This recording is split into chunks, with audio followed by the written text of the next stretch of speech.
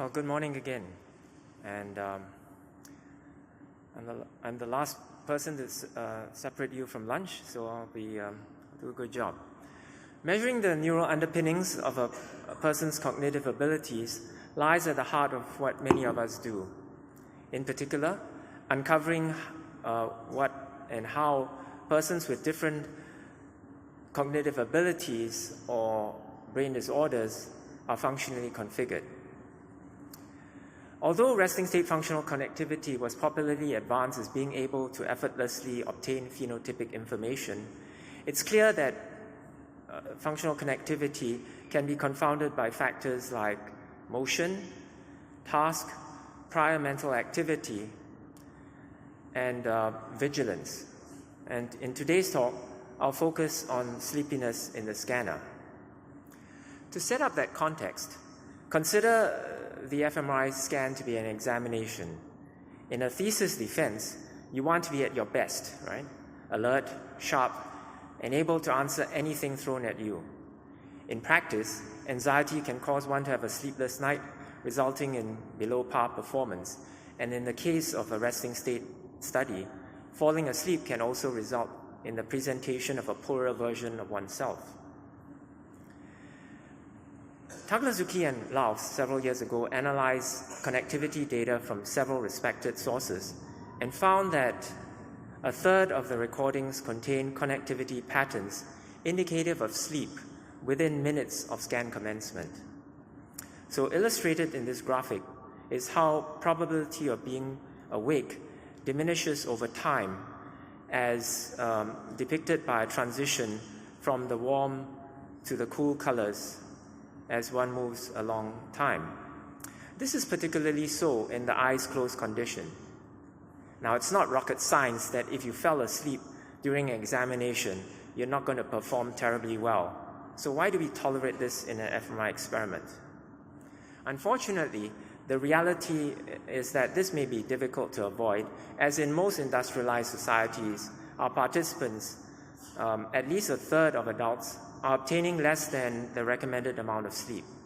And as a consequence, microsleeps that last anywhere from 5 to 30 seconds can occur, particularly if one is lying down in a cool, dark environment.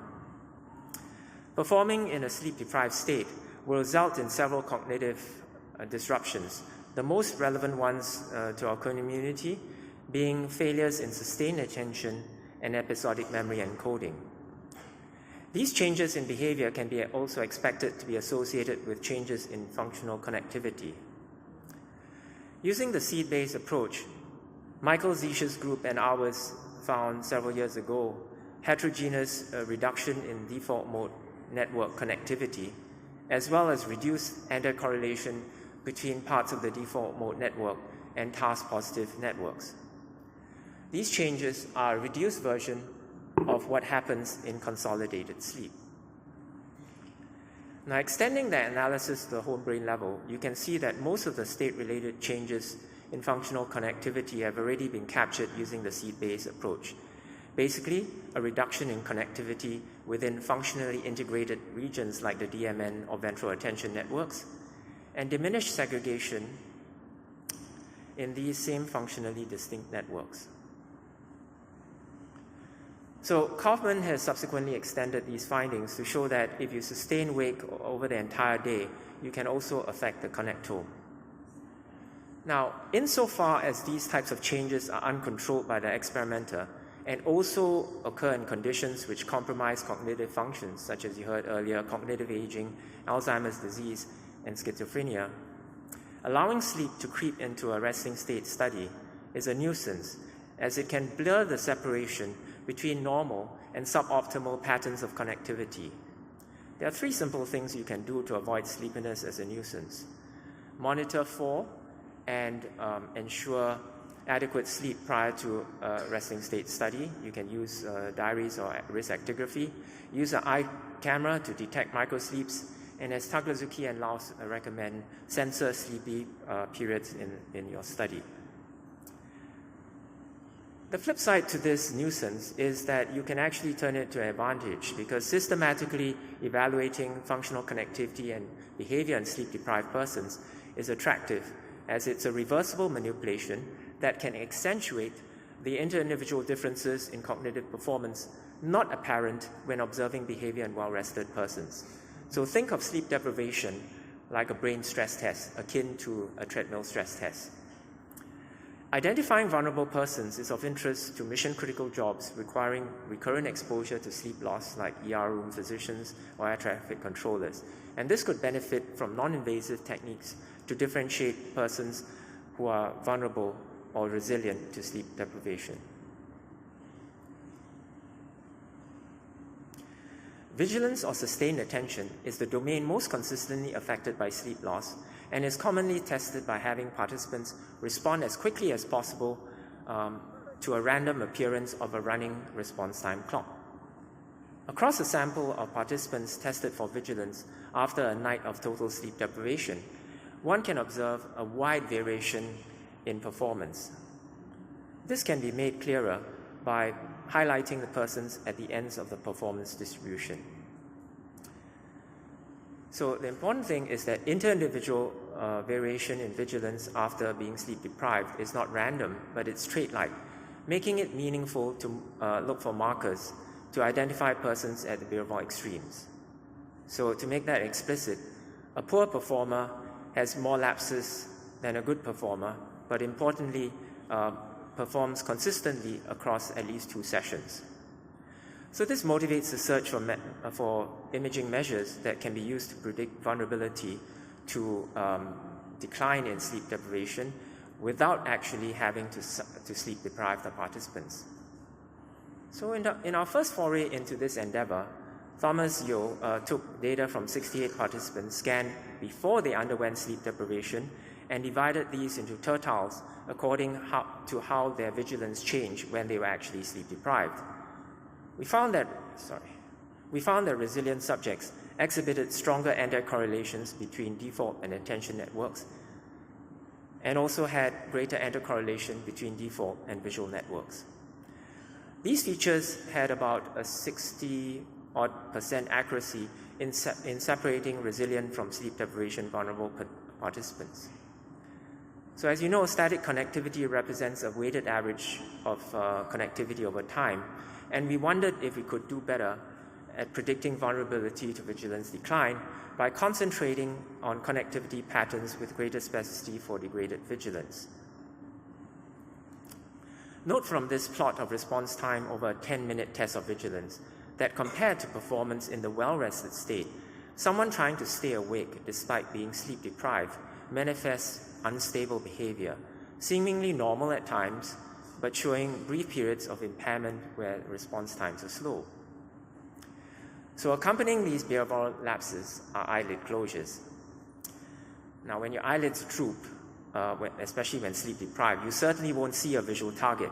But speaking to a broader cross-modality effect on attention systems, Julian Ong found that you are also more likely to miss an auditory target.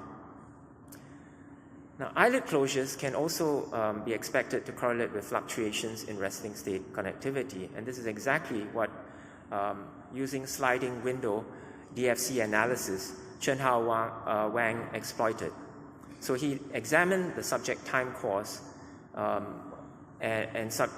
he subjected the subject time course data to k-means clustering to generate data-driven states. Now, over Ks ranging from 3 to 9, 2 states consistently stood out.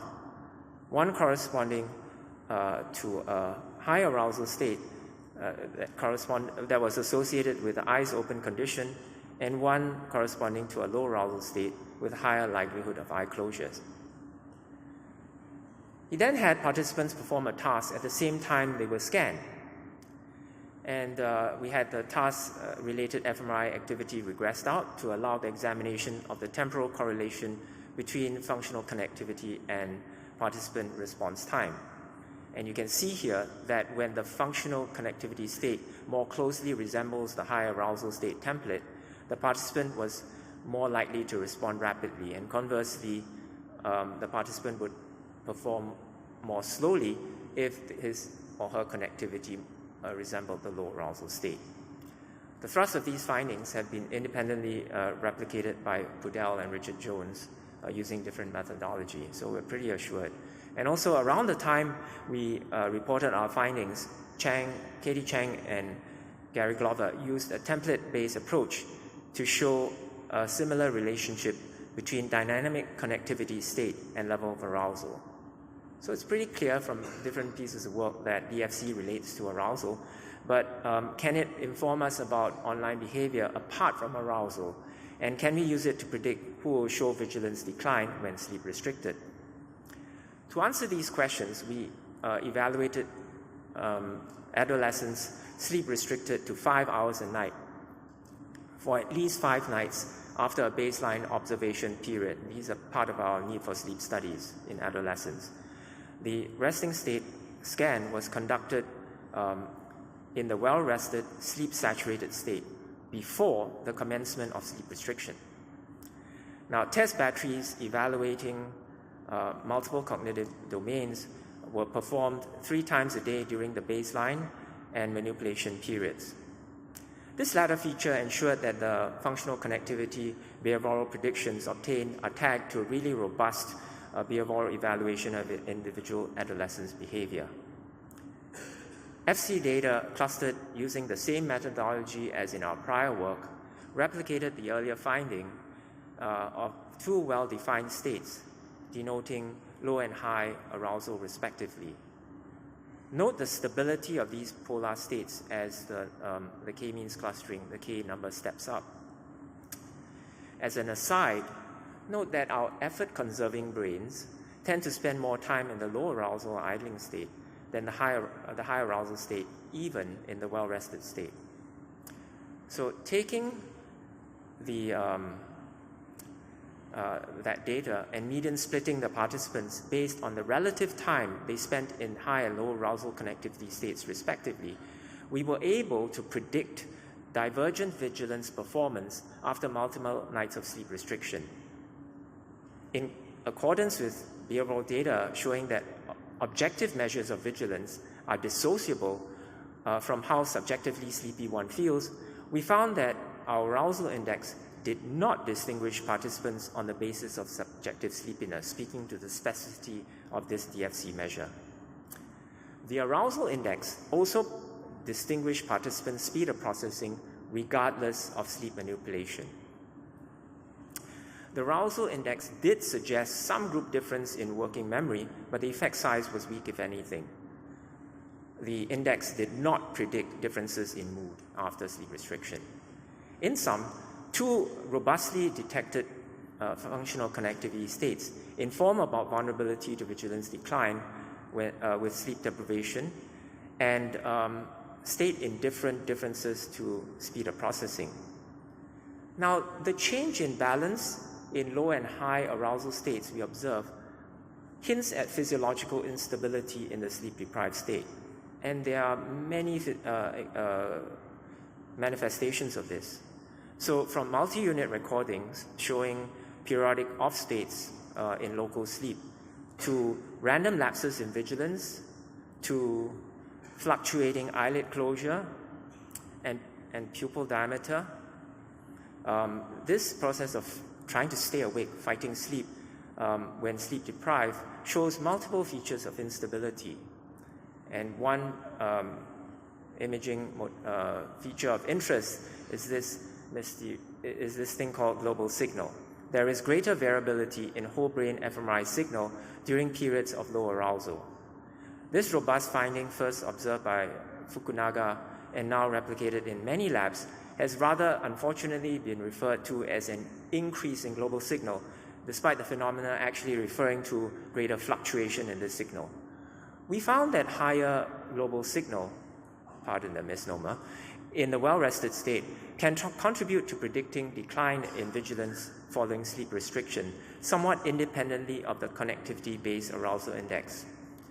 This sort of independence between what drives global signal and what drives connectivity finds support from a recent work from David Leopold's group demonstrating that at least one modulatory influence on global signal can be inactivated without affecting the spatial distribution of resting state connectivity. Now, time does not permit further discussion, but suffice to say the sleep-deprived state provides an opportunity to better understand the physiology underlying the global signal. So in summary, sleepiness is a nuisance if our goal is to characterize normative levels of functioning, and measures should be taken to curtail, control, or regress, co-vary it out. Dwell time in that DFC states, while well rested, can predict vulnerability to vigilance decline after sleep restriction and also differentiate a person's speed of processing. A higher global signal fluctuation at rest can contribute to predicting vulnerability in sleep deprivation. So this work would not have been possible without the help of many talented persons, some of whom are co-speakers, and the funding provided by the NMRC and my Star Award. So we have finished on time, so there is a little bit of time for questions. I'd like to invite my fellow speakers to the stage, and with a couple of minutes, we're happy to take any questions. Thank you very much for your attention.